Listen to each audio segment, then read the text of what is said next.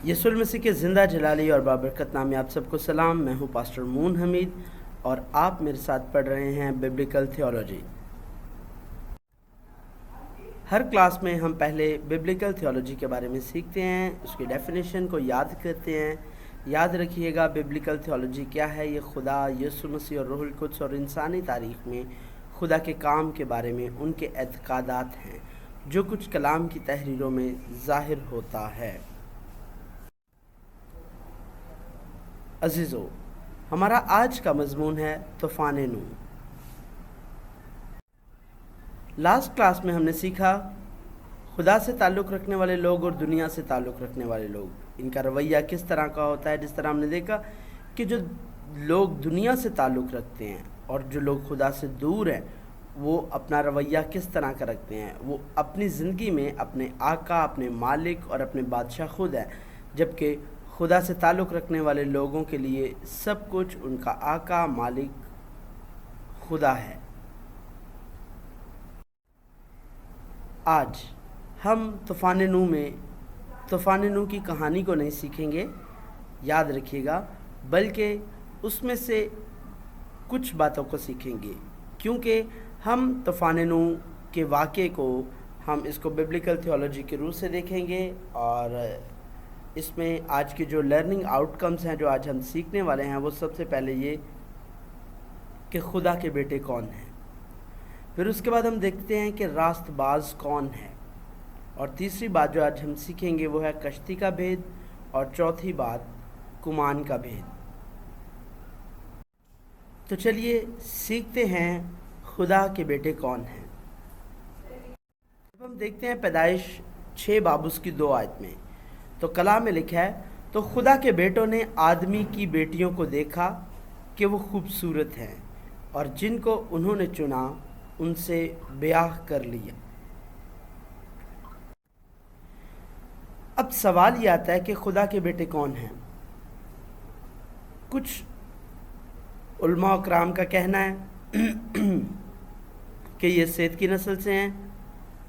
कुछ लोग कहते हैं कि ये ईमानदार लोग हैं, यानी खुदा के बेटों ने आदमी की बेटियों से शादी की, इंसान की बेटियों से शादी की। तो यहाँ पर कुछ लोग कहते हैं कि सेत की नस्ल से जो लोग थे, यानी जो ईमानदार लोग थे, जो खुदा के लोग थे, उन्होंने इंसान की बेटियों से, यानी उन्होंने जो है वो दूसरे लोगों से शादियाँ की जो गैर ईमानदार थे। कुछ लोग इसको कहते हैं कि ये शैतान है, यानी डीमंस हैं। कुछ लोग इसको कहते हैं ईवल है, कुछ इसको बोलते हैं कि ये फरिश्ते हैं। कई लोगों का कहना ये बदरू हैं।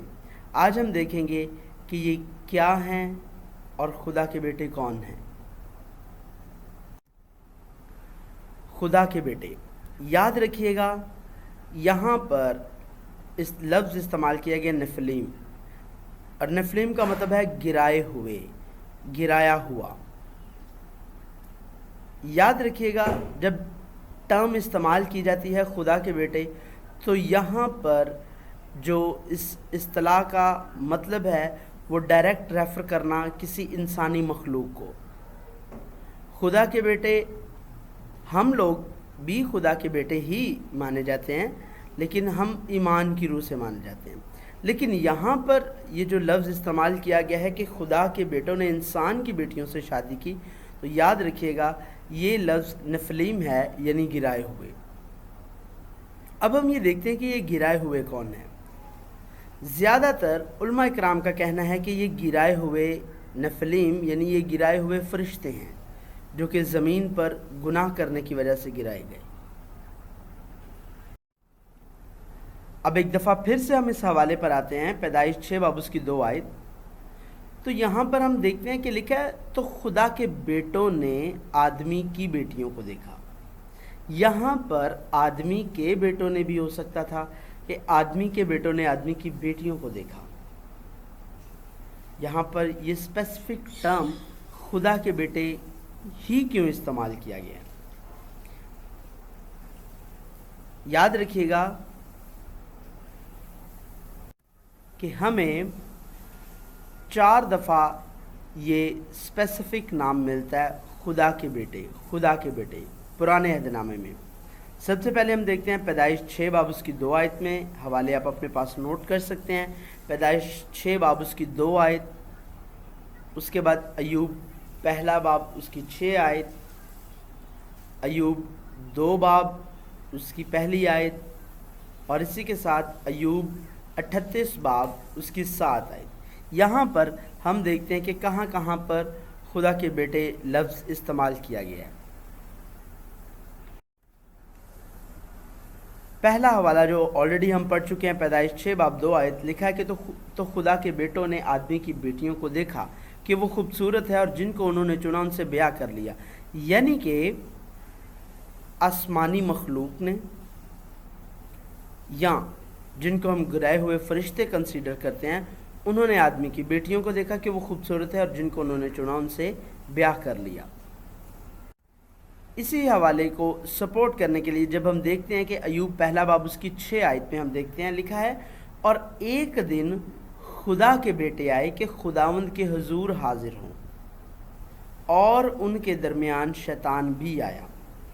अब यहाँ पर हम ये जो मंज़र देखते हैं, ये मंज़र आसमान का मंज़र है। खुदा का तख्त लगा हुआ है और खुदा के सामने खुदा के बेटे आए।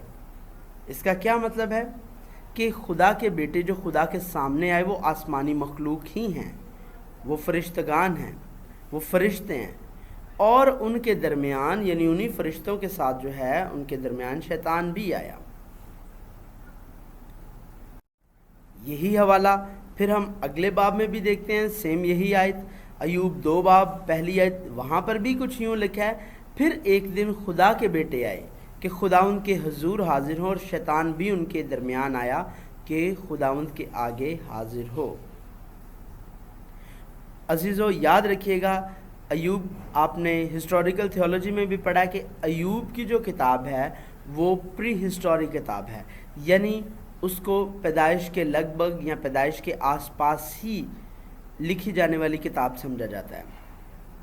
तो मुमकिन है कि जब हम ये लफ्ज़ देखते हैं खुदा के बेटे, तो बहुत ही ज़्यादा करीबी चांसेस जो हमें नज़र आते हैं वो यही है कि ये गिराए हुए फरिश्ते जो हैं उनका ज़िक्र हो रहा है, या आसमानी मखलूक का।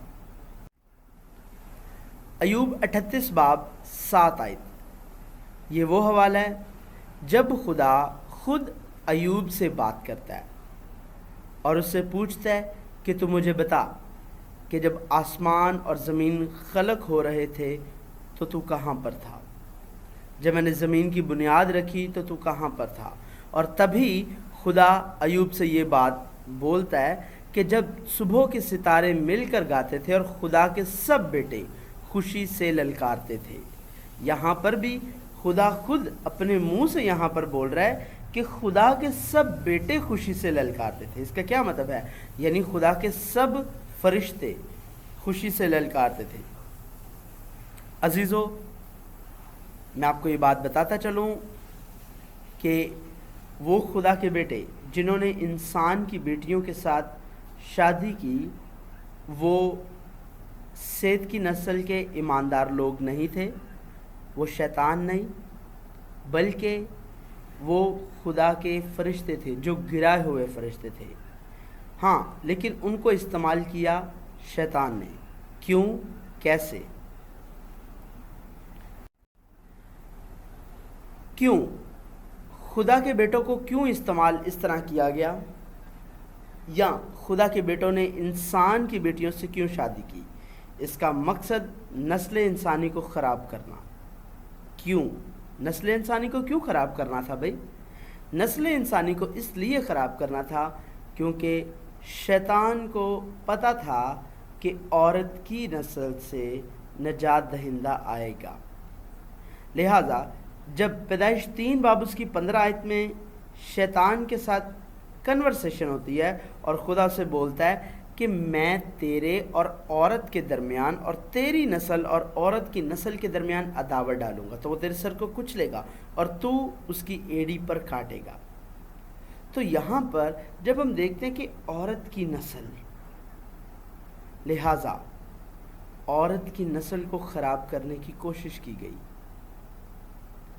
اس وجہ سے ان گرائے ہوئے فرشتوں نے انسان کی بیٹیوں کے ساتھ یعنی آدمی کی بیٹیوں کے ساتھ شادی کی، تاکہ ان سے جو اولاد پیدا ہو وہ پیور ہیومن بینگز یا وہ پیور نسل انسانی نہ ہو، ان میں شیطان کی ملاوٹ ہو۔ اور ہم دیکھتے ہیں کہ وہ نسل کیسی تھی، وہ نسل نہایت خراب، بدکار، جس کو خدا نے خود تباہ کیا۔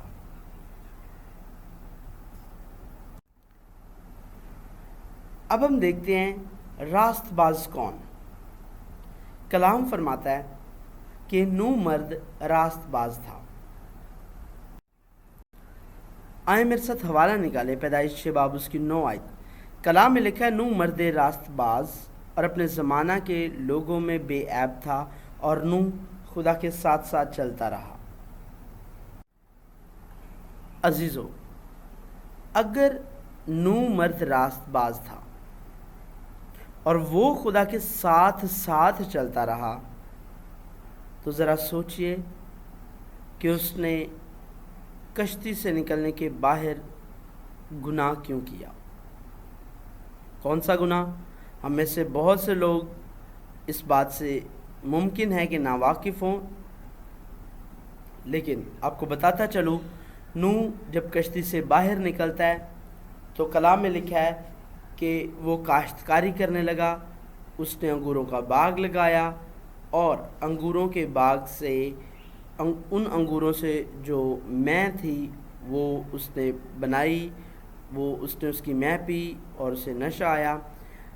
دیکھیے گا پیدائش 9 باب اس کی 21 آیت ہم پڑھتے ہیں، کلام میں لکھا ہے اور اس نے اس کی مے پی اور اسے نشہ آیا اور وہ اپنے ڈیرے میں برہنہ ہو گیا۔ اب ہم دیکھتے ہیں کہ مے نوشی کرنا بری بات ہے، ہم دیکھتے ہیں کہ یہ گناہ ہے، لیکن ہم واپس اس بات پر آتے ہیں کہ یہ کیوں، کیسے؟ لکھا ہے کہ وہ راست باز مرد تھا، لیکن یاد رکھیے گا نوح خدا کی نظر میں مقبول ٹھہرا۔ اور ہم کلام میں دیکھتے ہیں رومیو 3 باب اس کی 10 آیت، لکھا ہے چنانچہ لکھا ہے کہ کوئی راست باز نہیں، ایک بھی نہیں۔ بے شک کلام کی یہ بات سچ ہے، کلام کا ایک ایک لفظ ہمارے لیے ضابطۂ حیات ہے، اور ایک ایک لفظ اس کا جو ہے وہ ہماری زندگی میں سچا ثابت ہوتا ہے۔ تو پھر کلام کی یہ بات بالکل سچ ثابت ہوتی ہے کہ کوئی راست باز نہیں، ایک بھی نہیں، سب نے گناہ کیا اور سب خدا کے جلال سے محروم ہیں۔ بے شک اس میں کوئی شک نہیں کہ خدا نے نوح کو بچایا، وہ راست باز تھا، لیکن یاد رکھیے گا نوح مکمل طور پر راست باز نہیں تھا، کیونکہ وہ انسان تھا، اس کا گناہ کرنا لازم تھا۔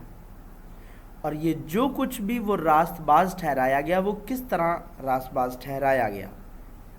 میرے ساتھ دیکھیے پیدائش 6 باب اس کی 8 آیت، یہ کشتی بنانے سے پہلے کا واقعہ ہے۔ لکھا ہے مگر نوح خداوند کی نظر میں مقبول ہوا۔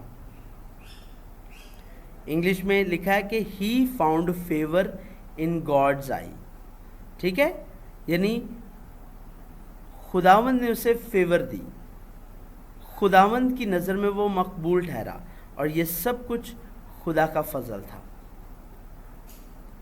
جب ہم دیکھتے ہیں، پڑھتے ہیں کہ نوح مرد راست باز تھا، تو یاد رکھیے گا یہ نوح کی اپنی راست بازی نہیں تھی،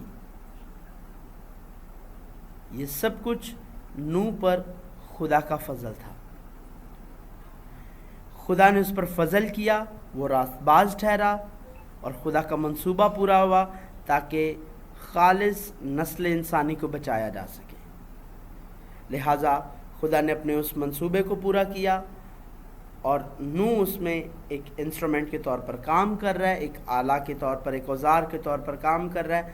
کشتی بن رہی ہے، نوح کشتی میں جا رہا ہے، اور ہم دیکھتے ہیں کہ کس طرح نسل انسانی بچائی جا رہی ہے، اسی کے ساتھ ساتھ تمام جاندار بھی بچائے جا رہے ہیں۔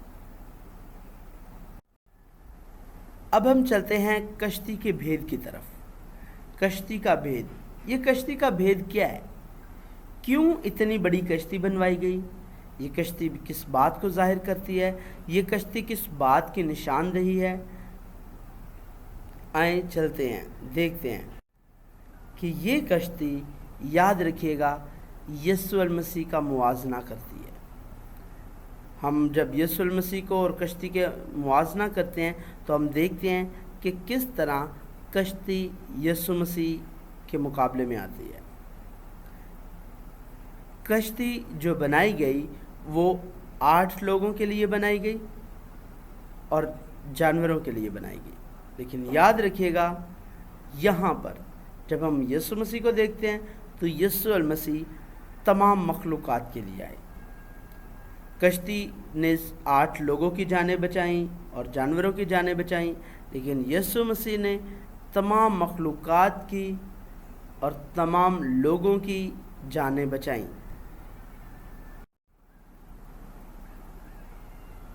جب ہم اس کے سٹرکچر پر دیکھتے ہیں، سٹرکچر پر آتے ہیں تو ہم دیکھتے ہیں کہ لکھا ہے کہ تو کشتی میں 3 درجے بنانا، پہلا، دوسرا، تیسرا۔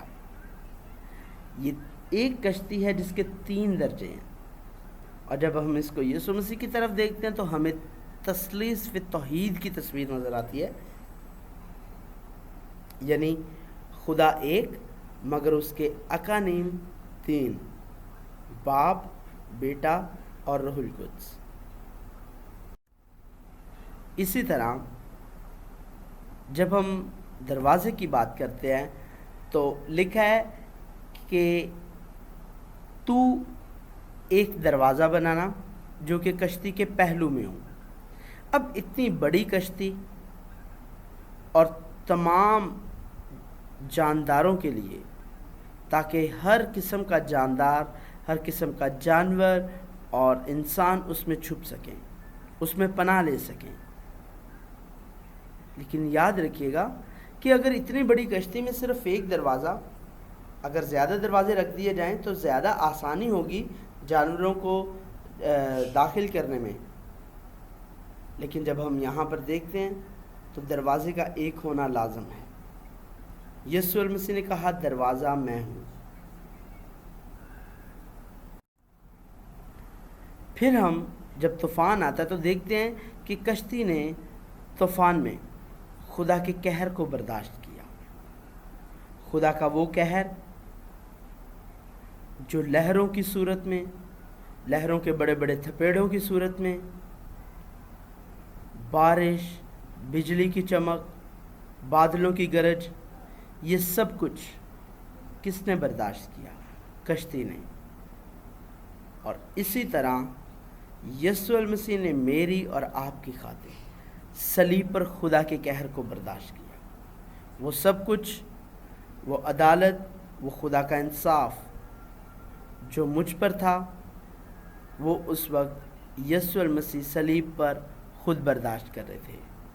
جس طرح نوح، اس کا گھرانہ اس کشتی کے اندر محفوظ تھا، اسی طرح جو کچھ بھی صلیب پر ہو رہا تھا اس کو صرف یسوع المسیح برداشت کر رہے تھے، جبکہ ہم سے وہ عدالت دور تھی، ہم سیف تھے۔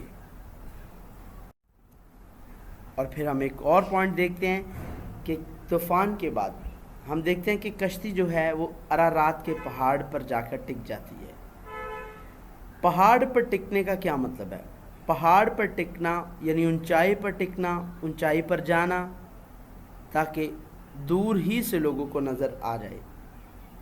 یاد رکھیے گا یسوع المسیح کی صلیب بھی جو ہے وہ گلگتہ پر یعنی کوئی کلوری پر جا کر ٹکی، یعنی یسوع بھی اونچے پر چڑھایا گیا، اور یہ کلام کی پیشن گوئی پوری ہوتی ہے کہ ضرور ہے کہ ابن آدم اونچے پر چڑھایا جائے۔ اور جس طرح دور سے لوگ کشتی کو پہاڑ پر کھڑا ہوا دیکھ سکتے تھے، اسی طرح دور سے لوگ یسوع المسیح کی صلیب کو بھی دیکھ سکتے تھے۔ یاد رکھیے گا جس طرح کشتی نوح اور اس کے گھرانے کے لیے ایک پناہ گاہ ٹھہری، اسی طرح صلیب آج ایمانداروں کے لیے، یسوع مسیح آج ایمانداروں کے لیے پناہ گاہ ہے۔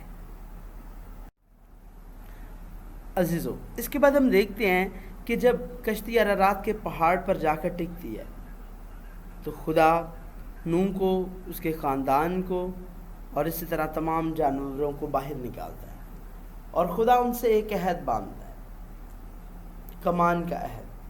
تو آئیں آج ہم سیکھیں گے کہ وہ کمان کا بھید کیا ہے، وہ جو کمان بادلوں میں دکھائی گئی اس کا کیا بھید ہے، اس کے اندر کیا چیز چھپی ہے، اس کے اندر کیا بات چھپی ہے۔